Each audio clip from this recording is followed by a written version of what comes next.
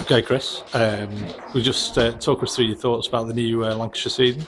Yeah, well, it's going to be an interesting one for Lancashire. First of all, most of the games are going to be away from Old Trafford.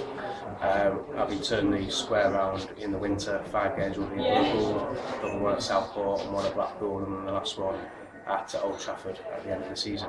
So that in itself will bring challenges to the club. And because of the financial situation of the club, they've not been able to recruit any players over the winter, so they're going to have probably the smallest squad for a championship campaign for decades, really. So it'll be interesting to see how the young players cope with the pressure that's going to be on them. One thing that will probably help is that every year Lancashire tip to finally win the title, and this year they're seen as major underdogs, really. So that may allow them just to express themselves a bit more freely. Okay, who do you think are going to be the key players then? It'd be interesting. They've got an overseas player called M.E.N, the Sri Lankan. It'd be interesting to see how he slots into the side. They're hoping to have him for the whole season, which will be fairly unique for Lancashire over the past couple of years.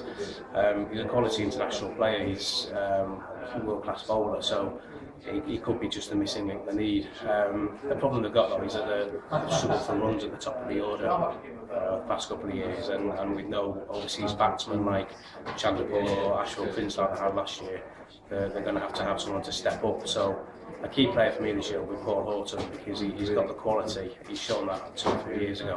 He's just not been able to perform the past few years. He's had a winter away in Zimbabwe.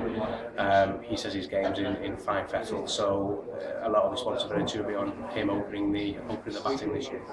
And where's Jimmy Anderson going to fit into Lancashire's plans? They're going to have him for 2 championship games at the start of the year, the game at Warwickshire and what's going to be an exciting Roses clash at Liverpool, which is in the middle of May. And then he'll be off to join up with England again for the first test against Sri Lanka. There's 7 tests this year, and I think there's 11 one-day internationals. So it'll be interesting to see whether if he gets left out of the one-day team like he was in the World Cup, then Lancs might see him a bit more often this year, which will be a huge help, especially on a wicket like Liverpool, which we've seen around a lot, which will benefit him and hopefully benefit Lancashire. And which other teams do you think Lancashire needs to be wary about this season? Well, I think the form team are going to be Somerset. They've strengthened well over the winter. They've got some class players. Trescothick just keeps on scoring runs for fun, and I think they'll be the team to beat throughout the whole season in all competitions, to be honest. Nottinghamshire won the title last year, and they look good again.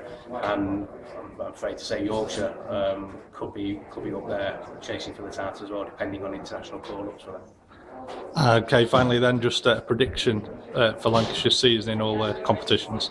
I think it'll be a challenging season for Lancashire. I doubt they've got enough to challenge for the title. My worst fears suggest there might be a bit of a relegation battle, but if the players perform to the level that we know they can, I think maybe a repeat of 4th place from the last 2 years in the Championship could well be a good season for them. One-day cricket in 2020, I think they've got a good chance of reaching the quarter-finals again. And from then on, who knows? They'll miss Glenn Chapman in the CB40 competition. I think he probably won't play in any of those.